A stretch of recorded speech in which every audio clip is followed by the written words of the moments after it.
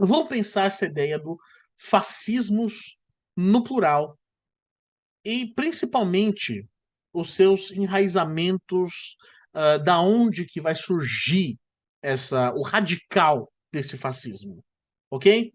E aqui já tem uma coisa muito interessante para a gente refletir. Primeiro de tudo, quando nós estamos falando desse fascismo, nós temos que pensar em algumas raízes nesse caso.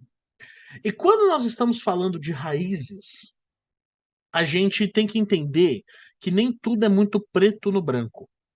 E quando eu falo que nem tudo é preto no branco, que nem tudo indica uma ligação direta, que nem tudo vai, digamos assim, estabelecer uma linha que seja inquestionável ou uma linha que não indique subjetividades.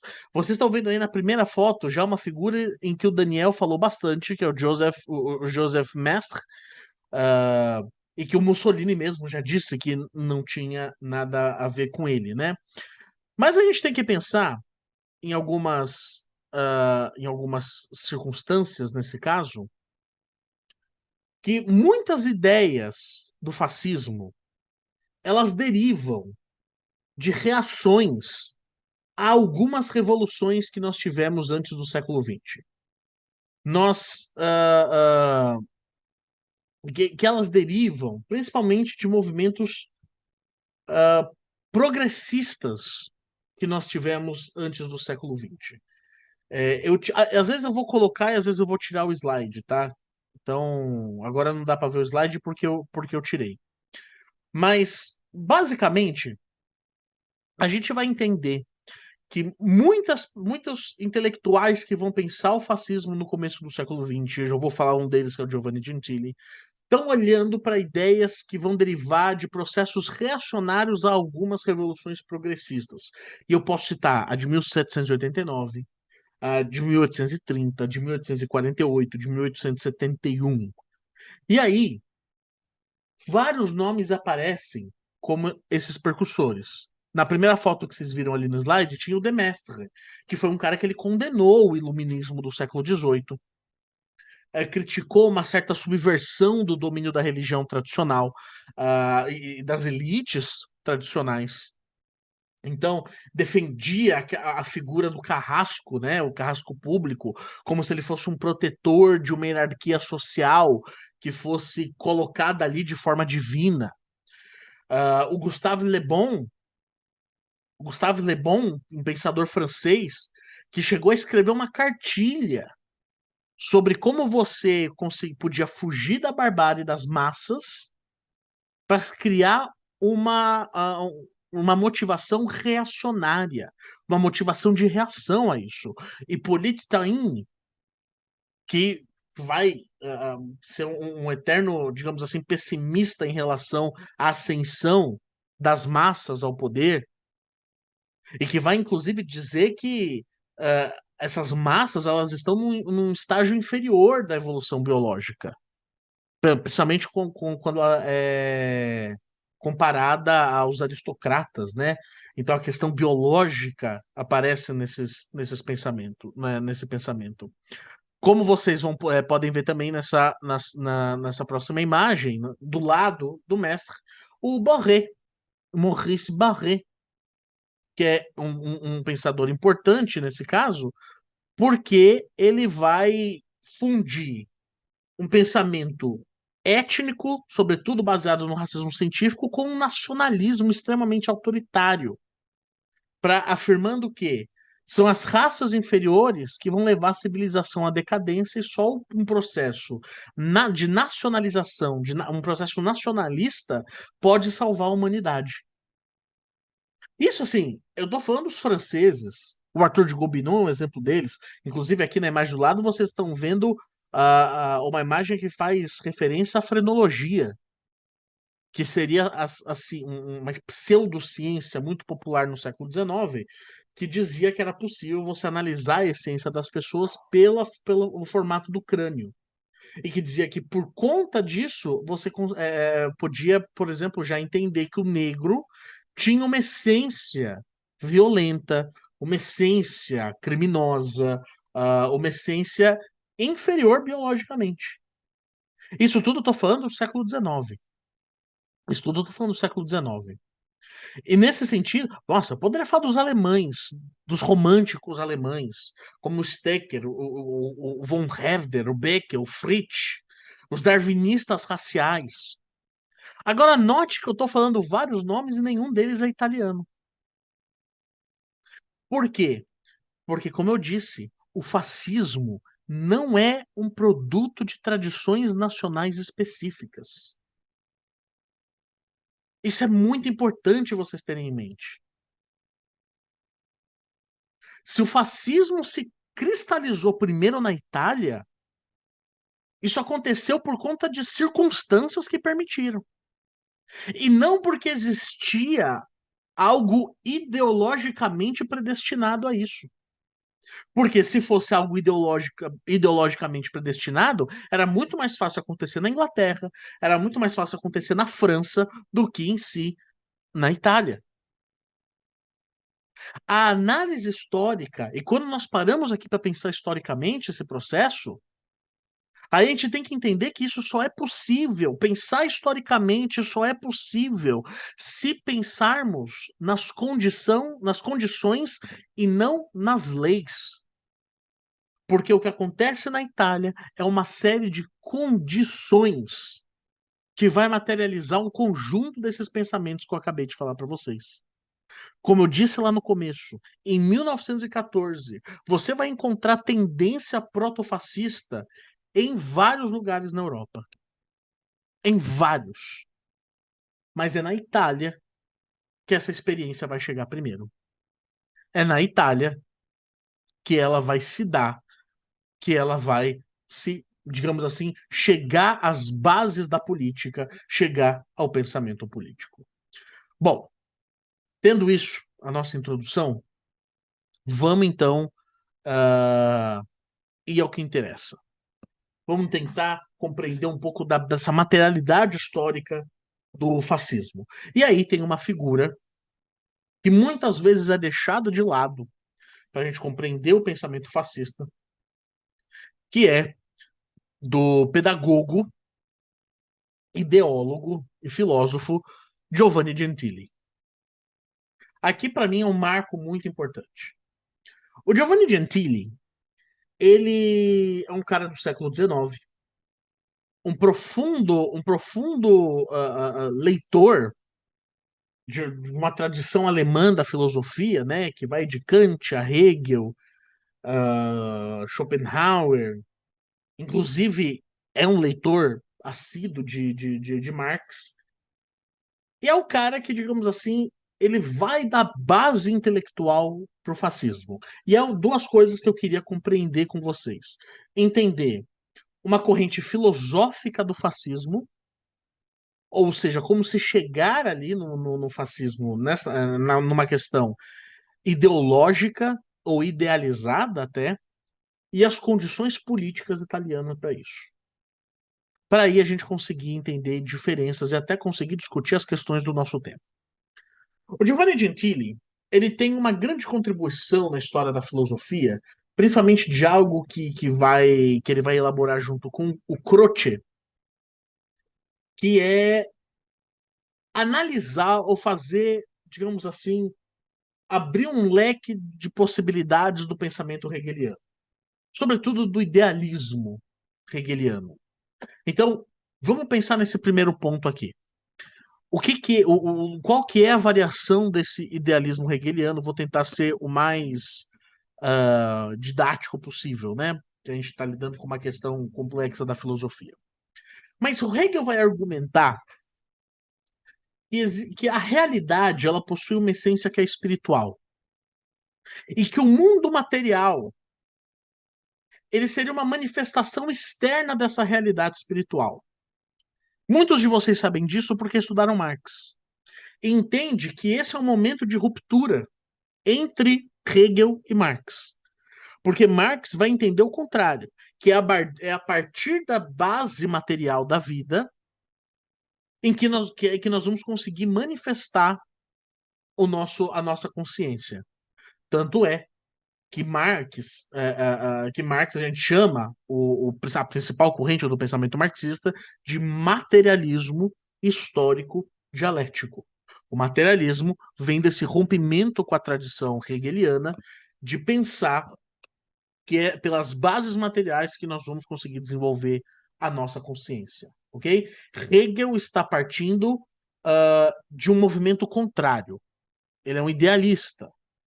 Ele está partindo de uma ideia, ok? De que a realidade ela é espiritual e que o mundo material é só uma manifestação externa daquilo que é da nossa consciência, que é da nossa realidade espiritual. E ele vai postular, né, que a mente humana ela vai desempenhar um papel fundamental na criação e na compreensão da realidade.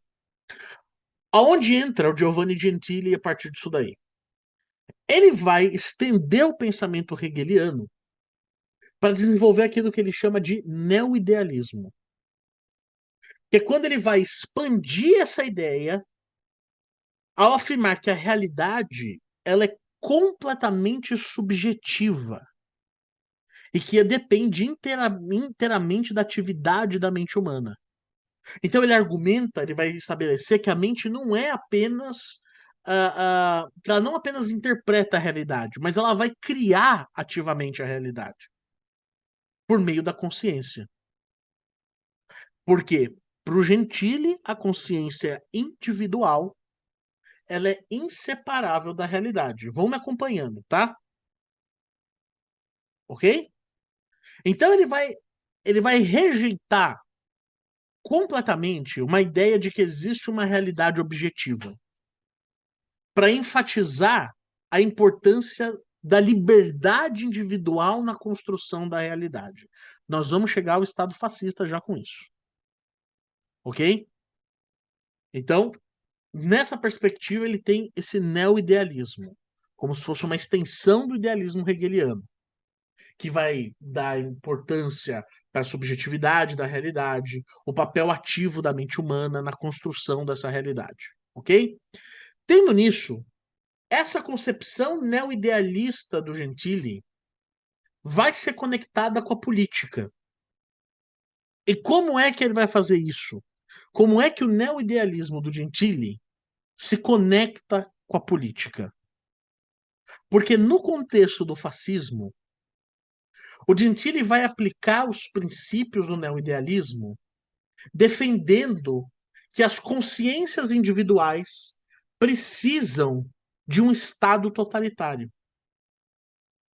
Porque é só pelo Estado totalitário que nós vamos conseguir conquistar unidade e, mais do que isso, aquilo que guia essa consciência individual, a identidade nacional. Ou seja, o Estado ele se torna uma entidade orgânica que vai incorporar a vontade coletiva da nação, ou pelo menos a consciência coletiva da nação. E aí, o Estado fascista ele é responsável por moldar e dirigir a sociedade. Vai eliminando completamente as diferenças individuais em prol daquilo que a consciência busca, no caso coletivo, que é o bem comum. E aí é necessário uma liderança forte, uma liderança autoritária, que vai agir muito em nome dessa vontade coletiva.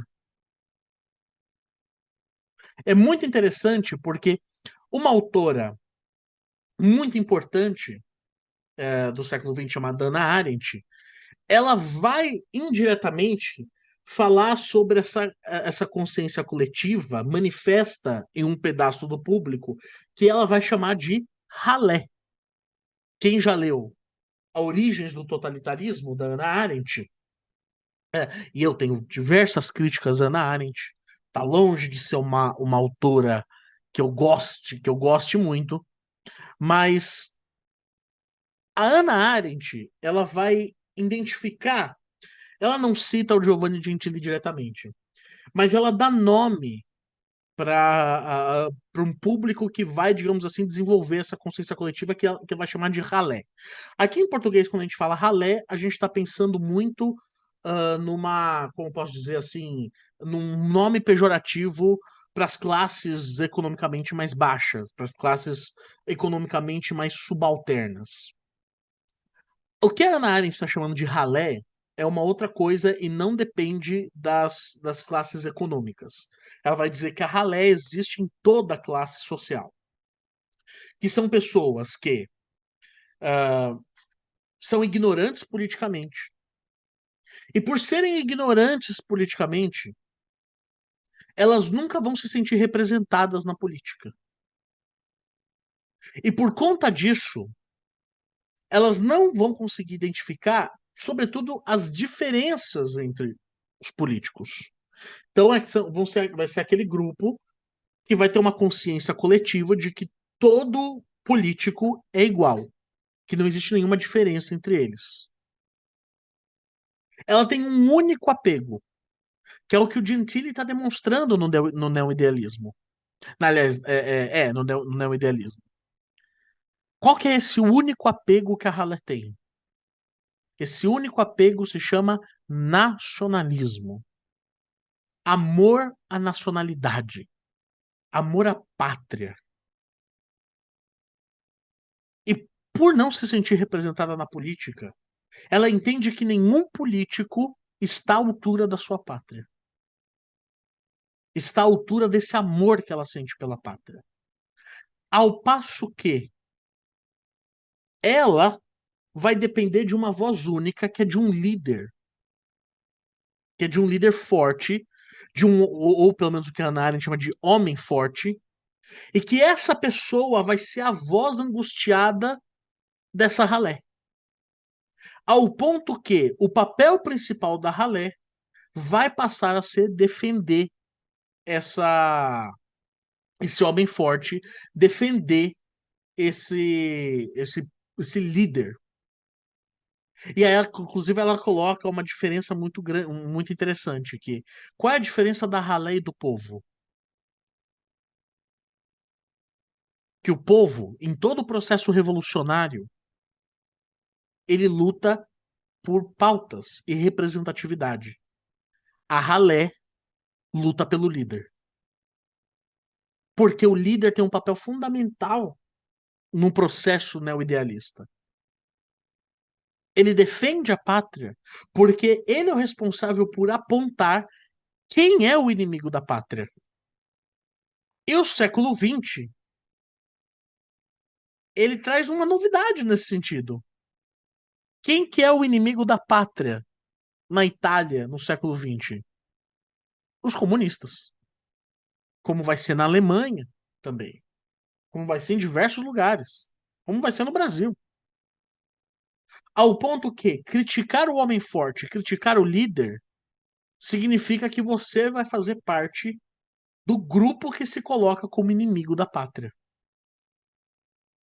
O que o Giovanni Gentili propõe nessa concepção do Estado fascista é exatamente a proteção irrestrita desse líder.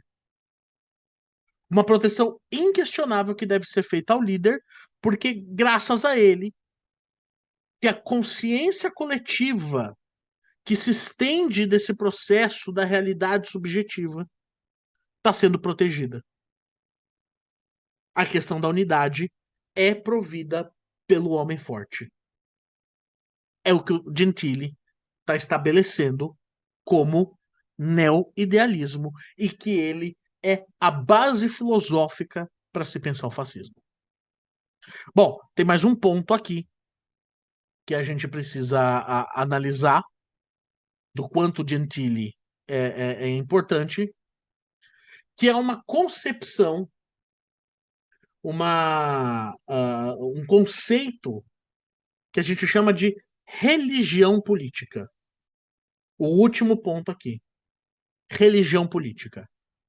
O que é isso? Quem vai pensar esse conceito para nós dentro da história? Vai ser um historiador italiano chamado Emilio Gentili, que não tem absolutamente nada a ver com o Giovanni Gentili. O Emilio Gentili, inclusive, acho que está vivo ainda, né? E ele vai pensar a ideia da religião política. Que vai surgir, a religião política ela vai surgir quando um movimento ou um regime político vai reivindicar um estatuto sagrado, que é algo que também está mexendo com esse conceito da Hannah Arendt de ralé. Ou seja, é um movimento secular, porque é político, que vai ser dotado de características de uma religião, ok? E essa religião, esse movimento político, ele, digamos assim, ele vai ter um grande objetivo de moldar os indivíduos, de moldar as massas através de uma espécie de revolução antropológica. Uma vez que a visão de mundo vai ser estabelecida entre bem e mal. E essa visão ela não tolera oposição. Ou seja, se você não passa por uma revolução antropológica de entrar para o lado do bem, você vai estar do lado de que não pode ser tolerado. E aí, esse conceito de religião política vai desenvolver a noção de que o fascismo tinha suas raízes numa ideologia messiânica, que, sobretudo, vai se dedicar à criação de uma sociedade perfeita. Ok? Isso vai ficar muito claro no nazismo, que, digamos assim, é o filho primogênito do fascismo. Que a religião ela cria, que a política, o processo político totalitário, ele possui um caráter messiânico que busca uma revolução antropológica nas pessoas. Quase que como um processo de conversão, se eu posso assim dizer. Ok? Bom, daqui nós vamos estabelecer então um limite filosófico para nossa aula, para essa nossa conversa que a gente está tendo. Ok? As bases do pensamento fascista, do neo-idealismo gentiliano, como uma extensão desse idealismo hegeliano, vai ter um limite aqui. Nós precisamos entender agora a condição histórica e política do fascismo. E aqui a gente tem claramente uma fonte que é o Risorgimento italiano. Existe um momento aqui que é muito importante para nós, que é o momento de pensar quando na história algo a gente consegue determinar um processo, ok? Então, o Risorgimento italiano, tal qual estabelecido, uh, vai, digamos assim, marcar o início de um processo no começo do século XIX que vai se estender até mais ou menos aí a Primeira Guerra Mundial, ok? Eu vou indicar algumas leituras assim. E nesse processo que a gente vê aí, que tem início com o Risorgimento italiano no começo do século XIX, que vai culminar na unificação da Itália até a Primeira Guerra Mundial, nós vamos ter alguns, digamos assim, alguns elementos em comum. Mais especificamente, quando a gente vai começar a ver uma debilidade das classes dirigentes que vão conduzir o processo da unificação italiana. Porque a saída encontrada para a crise do pós-guerra, principalmente pelas classes capitalistas, foi elevar consideravelmente o nível de exploração. Então, o que você vai ver da segunda metade do século XIX, intensificada na Primeira Guerra Mundial, é uma redução brusca de salário e um aumento também muito grande na jornada de trabalho. Sendo que o fascismo italiano, ao meu ver, ele pode ser considerado um produto de uma crise econômica e moral do pós-guerra, principalmente do pós-Primeira Guerra, que vai gerar aí uma profunda miséria no país. E aí você vai ter algumas classes que vão ser profundamente, aliás, principalmente atacadas por essa crise. Os camponeses, as grandes massas, os pequenos burgueses. Ela é uma crise econômica, primeiro, porque existe uma alta da inflação a partir de 1915 e um nível de desemprego altíssimo, que vai ser resolvido, ou pelo menos vai ter uma tentativa de resolução pelo governo, subindo a carga de trabalho e diminuindo o salário. Porque, digamos assim, que essa ideia aliviaria os donos de fábrica e seria possível, assim, expandir os negócios. Ou seja, se você aumenta a carga e diminui o salário, você consegue aumentar uma margem de lucro dos, é, dos donos de fábrica, dos donos de indústria, e por conta disso vai ser possível criar mais emprego para os italianos. Algo que eu não preciso nem dizer que não se materializou, que não condiz com a realidade. E também existe uma crise moral. Porque vai haver na Itália uma marginalização muito grande dos ex-combatentes que estiveram na Primeira Guerra Mundial. Que ao retornar não vão conseguir trabalho, não vão conseguir se inserir na sociedade produtiva. Juntando com jovens advindos de uma classe média que também não vão conseguir aderir ao mercado de trabalho, você vai acabar, digamos assim, entrando num processo de forte proletarização do país. Isso vai acontecer na Alemanha e na Itália, sobretudo.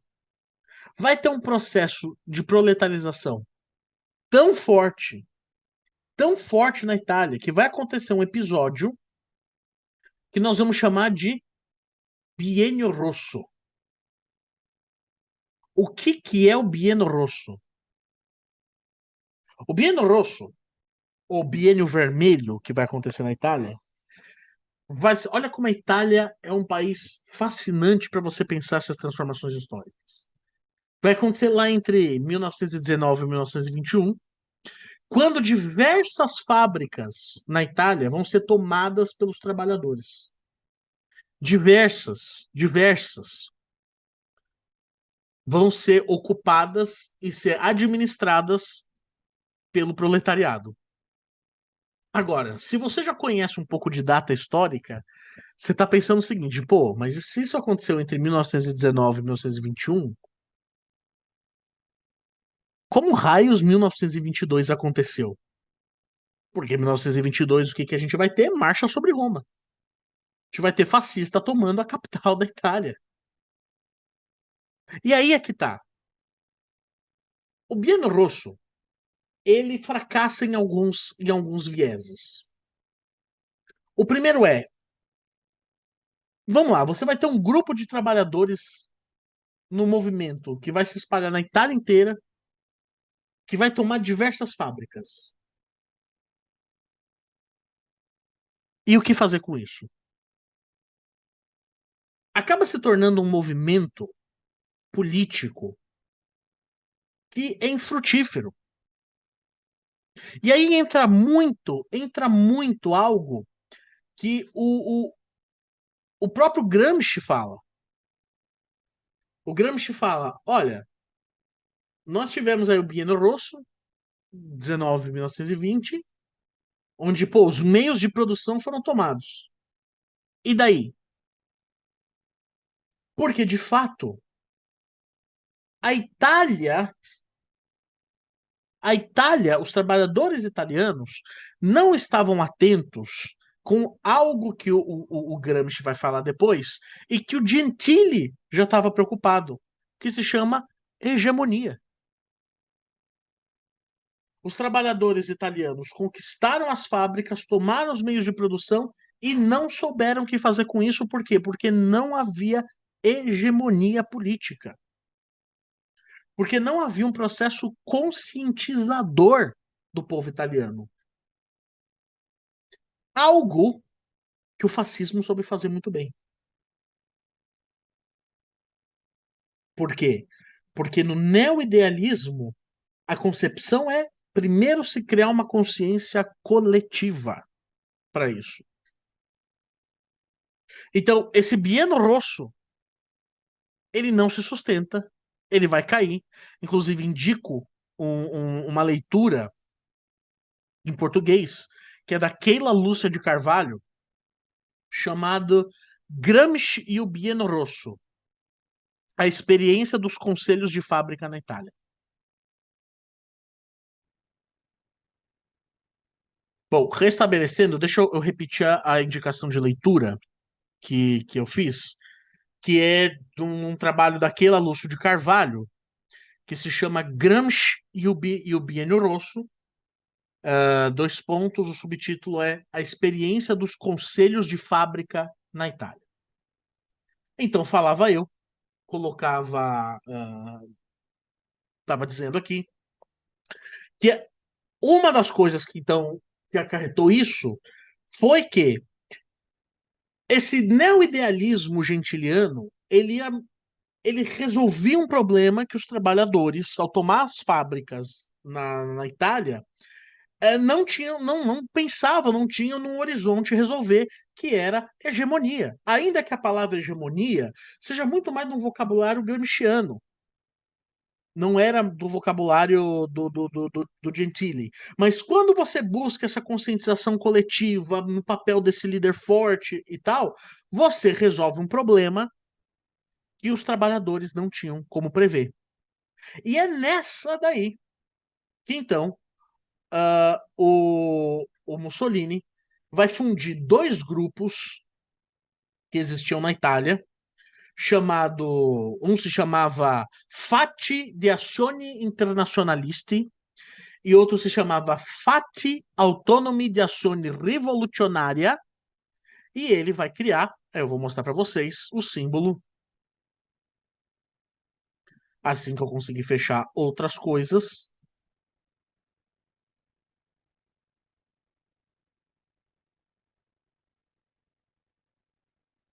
Cadê? Aqui. Ele vai criar o Fatti Italiani di Combattimento, ok? Que vai ter esse símbolo, principalmente voltado para essa figura que é o Faccio, que é uma arma romana que está aí no meio. Desse Fatti Italiano de Combattimento, nós vamos extrair daí, vamos ter o fatismo, ok? Aqui, essa é uma figura muito interessante, porque em 2019 foi um grupo italiano neofascista comemorou o centenário do Fatto Italiani di Combattimento, que foi o grupo aí que deu então origem ao fascismo.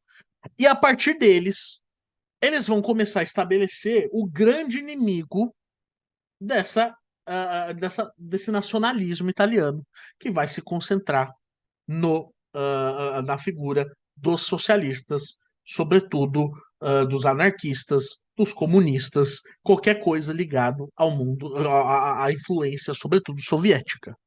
O que é muito doido você ver isso daí, porque isso é o suco do mundo do pós-Primeira Guerra, que a escola de Frankfurt tanto queria entender. Olha que loucura isso. Você vai olhar após a Primeira Guerra, no lugar menos previsível do mundo de acontecer, vai rolar uma revolução socialista. Aí, num outro país que apoiou a França, a Inglaterra na Primeira Guerra Mundial, vai rolar uma pré-revolução socialista que acaba não acontecendo, e um ano depois vai acontecer o quê? A tomada por um governo fascista.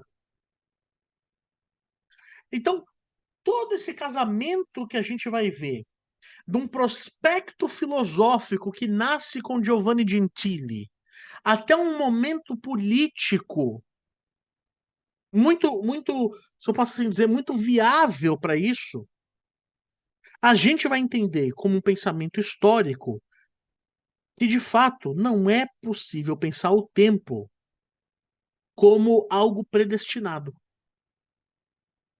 Porque se você olha 1914, é muito mais fácil você imaginar um, um regime fascista nascendo na Inglaterra. É muito mais fácil você imaginar um regime fascista tendo espaço numa França da vida. A Itália era um dos últimos lugares que você poderia pensar em que isso aconteceria. A Alemanha, então, muito menos. Muito menos. E é por isso que a gente tem que entender que, como historiadores, nós não podemos pensar as possibilidades do proto. Nós temos que entender as circunstâncias. Por que que certas coisas acontecem em alguns lugares? Por que certas coisas não acontecem em certos lugares? Por quê? E aí tem o nome do curso, são conservadores e reacionários. Tem algo importante que a gente precisa entender, que faz parte dessa conjuntura política. E os conservadores estavam aonde nessa hora?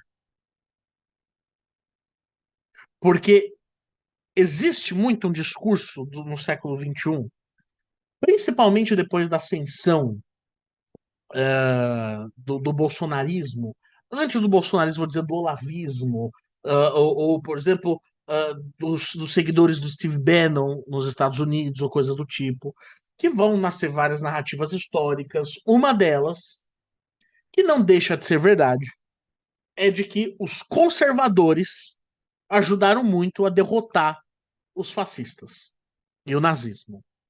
Ora, muito interessante você dizer isso quando você esquece de colocar que os conservadores também faziam parte intrinsecamente dos mesmos regimes fascistas e nazistas.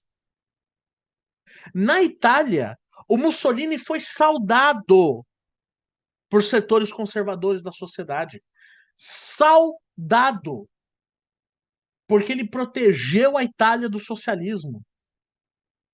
Porque ele não deixou acontecer na Itália o que aconteceu com os czares soviéticos, russos, né, no caso. A Igreja Católica abraçou o fascismo. Abraçou o fascismo, como setores da Igreja Evangélica abraçou o nazismo também. Como vamos lembrar de uma figura importante, o Churchill era um cara que estava super elogioso ao Mussolini nesse período aqui. O que vai separá-los do fascismo não é uma questão ideológica. O que separa conservadores e fascistas, eu estou falando de uma conjuntura de década de 20 e década de 30. Nós podemos discutir uma conjuntura atual sem problema, mas eu estou falando aqui de década de 20 e década de 30.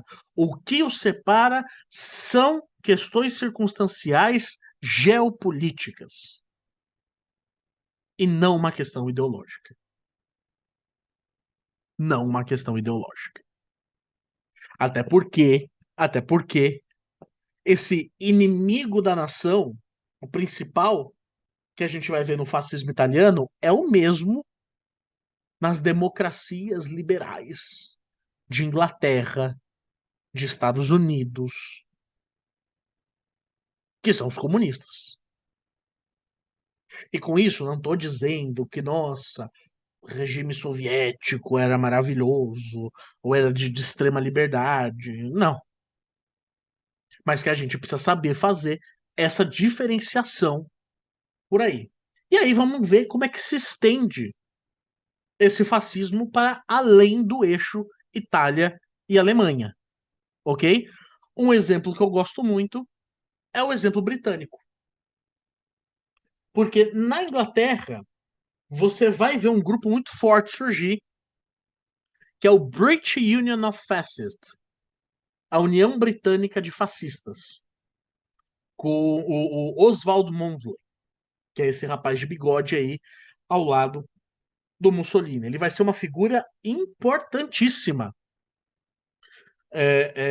digamos assim, das relações fascistas ideológicas, eu posso assim dizer, não políticas, né? Porque ele não chegou a ocupar nenhum cargo de relevância. Mas ele chegou, ele conseguiu montar um grupo razoavelmente grande. E a Inglaterra, aliás, isso é uma das coisas que eu gostaria muito de fazer ainda, é estudar, usar como fonte o jornal da União Britânica de Fascistas. Estudar os jornais, usar como fonte os jornais deles para desenvolver pesquisa, ver o que eles falavam e tal, porque eu acho que foi, digamos assim, um dos grupos mais entusiastas fora do eixo Alemanha e Itália. Muito interessante também, como curiosidade, de que eles aparecem, a União Britânica de Fascistas, eles aparecem sempre muito referenciados na cultura pop. Existe um quadrinho dos X-Men que eles, na verdade, não é dos X-Men, né? Os X-Men fazem parte, mas é digamos, do universo Marvel, em que eles vão para um universo alternativo, em que a União Britânica dos Fascistas, eles estão meio que comandando essa a política aí nesse período de guerra. E quem assume, na verdade, o comando da UBF é o professor Xavier. O professor Xavier se torna o principal comandante da UBF. Mas daí quadrinho americano já faz aí uma grande cagada, né? Por quê? Porque ele vai juntar um grupo de que seria uma frente fascista, se eu posso assim dizer. E aí tá, ele se junta ao Mussolini, ao Hitler, ao Tojo no Japão e ao Stalin na União Soviética. E aí, vamos adiantar já uma questão que é importante. Pô, mas a União Soviética, o que que diferencia ela do fascismo? O que diferencia o stalinismo soviético do fascismo? Vamos lá. O stalinismo soviético ele não pode ser considerado um movimento fascista por diversas razões. Primeiramente, primeiramente, o fascismo ele é uma ideologia de extrema direita que valoriza uma certa não, ele valoriza objetivamente uma supremacia nacional. E o stalinismo, que vai ser baseado no, ele é baseado sobretudo no marxismo-leninismo, uma ideologia de esquerda que tem como igualdade social um ponto central. Aí você pode discutir se isso é alcançado ou não, se isso, enfim, foi uma pauta negligenciada ou não, isso é uma outra discussão. Vamos pensar em termos políticos. O fascismo ele é caracterizado por ser um regime autoritário e centralizado com uma ideia específica de líder carismático que não combina com um modelo de liderança soviética, que também é baseado num partido único, que vai ser o Partido Comunista. Vai ter Stalin como líder, só que o Stalin não personifica o sistema ideológico. Tanto é que você vai ter o Khrushchev, você vai ter. O Khrushchev, inclusive, vai numa linha bem diferente. O Stalin vai inclusive. Agora não lembro se é o Khrushchev ou o Brezhnev, que vai denunciar o Stalin. Ou seja, o comunismo ele não se restringe a Stalin, ao stalinismo, ok? Isso é importante a gente colocar. Uma questão econômica que é muito importante. O fascismo ele defende uma economia corporativista, em que você tem a manutenção da propriedade privada, ainda que ela seja controlada pelo Estado em benefício da nação. Não existe extinção da propriedade privada.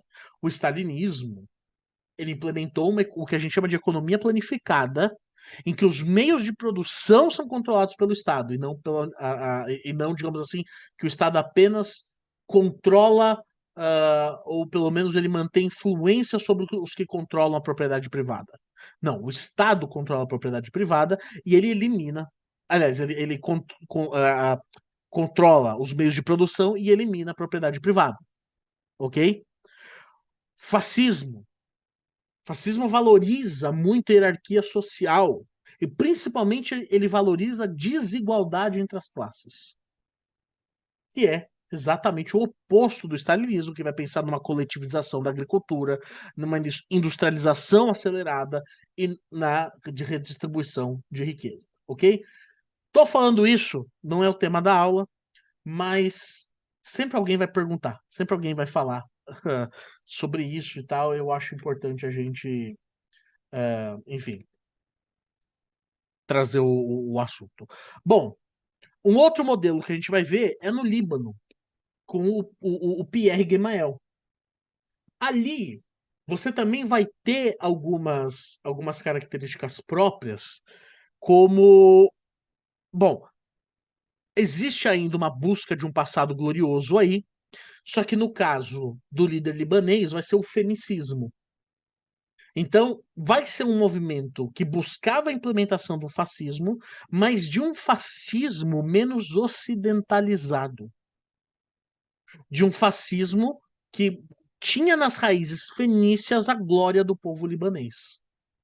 Inclusive é com Pierre Gemayel que vai se popularizar o bordão Deus, pátria e família.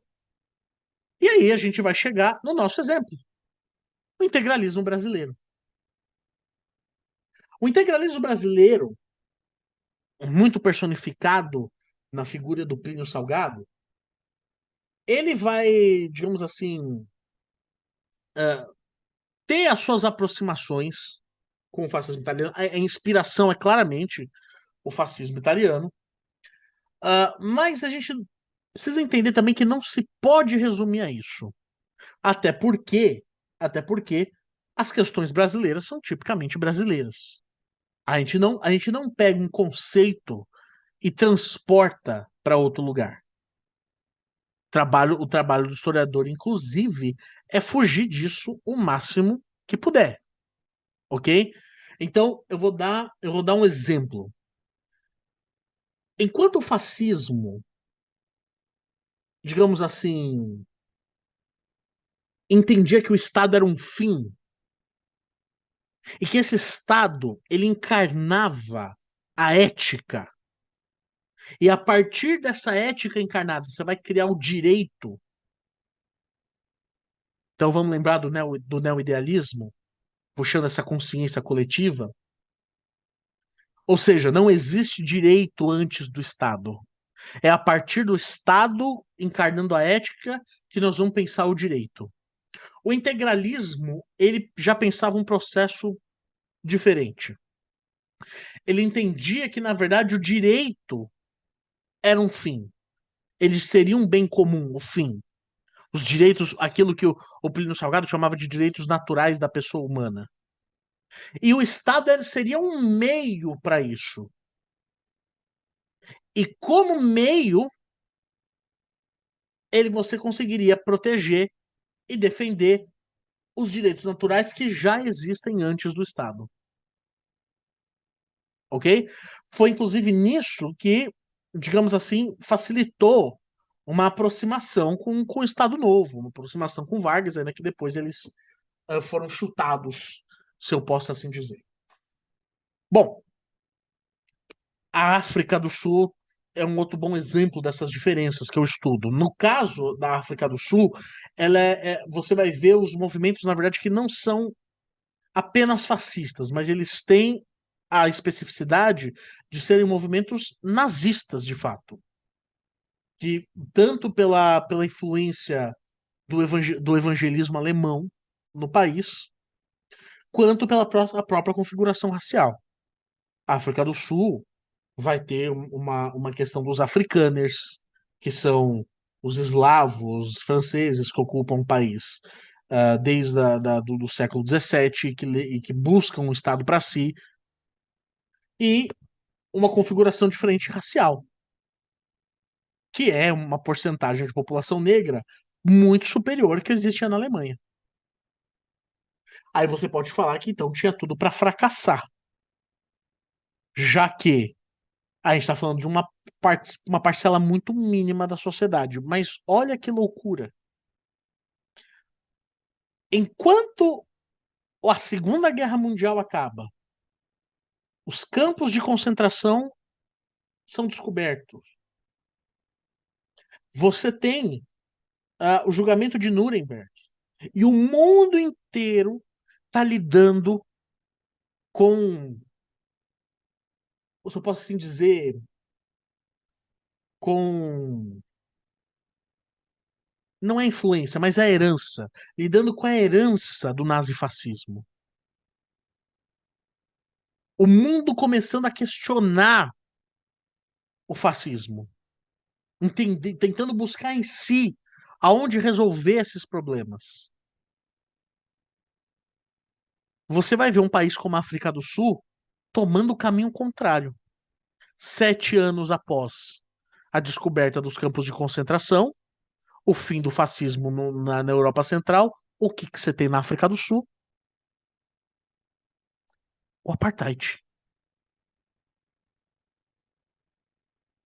Agora não mais sob o nome de fascismo ou nazismo, mas pelo mesmo grupo.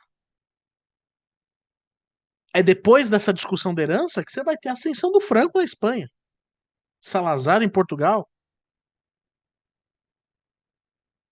Gente, em 1945, quem nós elegemos para a presidência da República?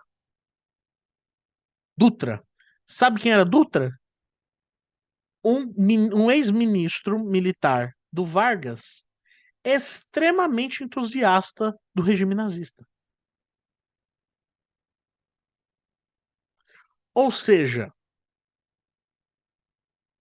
o Brasil tem as mesmas questões da África do Sul? Não tem. A África do Sul tem as mesmas questões da Espanha? Não tem. O que não impede que o fascismo também se repagine historicamente. O que não impede que a discussão da herança de um tipo de fascismo não culmine, não culmine em novas experiências fascistas. Ok? Então, eu até queria chamar o Marcelo para falar algumas coisas também. Marcelo sempre tem Tô na excelentes área, Dionísio. considerações. Tô na área, tô anotando bonitinho aqui. Ô, Marcelão, Oi. antes da gente abrir para as perguntas e tal, eu queria muito ouvir algum comentário seu, alguma fala sua, porque sempre que você fala é bem enriquecedor. Imagina, Johnny, eu vim aqui na condição de aluno e de assistente para amparar na parte técnica, mesmo porque a dimensão ideológica do fascismo foi, dentro dos meus estudos, a minha preocupação sempre secundária. Então, aqui eu vim recolher muito mais base, recomendações, fontes, do que propriamente fazer algum tipo de colocação naquele que é o tema central. Porque o fascismo, na minha leitura e naquilo que eu me preocupei em estudar, foi o produto da luta de classes. Como que ele resulta de uma agudização da luta pelo poder. Porque a política, da maneira como eu a leio e a entendo, é a dimensão da vida social em que é travada a luta pelo poder. Por que que, de repente, no século XX, se constitui essa nova forma política que é o fascismo? Porque no século XX aparece a Revolução. E por que que já havia, na virada do 19 para o 20, uma espécie de protofascismo ou linhas que levariam ao fascismo? Porque na virada do 19 para o 20, a sociedade burguesa estava começando a entrar em crise, a burguesia estava começando a enxergar o poder do proletariado em capturar o poder, ou melhor dizendo, a capacidade do proletariado em capturar o poder, inclusive dentro das instituições burguesas. Se nós tomarmos a Alemanha no início do século XX, a Alemanha ela era um país que tinha um partido socialista, o SPD, o Partido Social Democrata Alemão, que se converteu no maior partido da Alemanha, num dos maiores partidos políticos do mundo, e que nas vésperas da Primeira Guerra Mundial adquiriu a maioria parlamentar pela via eleitoral, ou seja, a burguesia estava enxergando o proletariado como uma classe que tinha um partido próprio, uma ideologia própria, sindicatos, clubes, uma imprensa própria e a capacidade de, dentro das próprias instituições burguesas, eleger a maioria parlamentar, ou seja, a burguesia já estava percebendo que talvez ela seria expelida para fora do Estado cedo ou tarde. Isso nas vésperas da Primeira Guerra Mundial. De repente explode a Primeira Guerra Mundial, vem a Revolução Russa, que não foi uma revolução nacional, foi o estopim de uma revolução mundial. Foi o rompimento do elo fraco de uma corrente, foi o rompimento do elo fraco da corrente capitalista.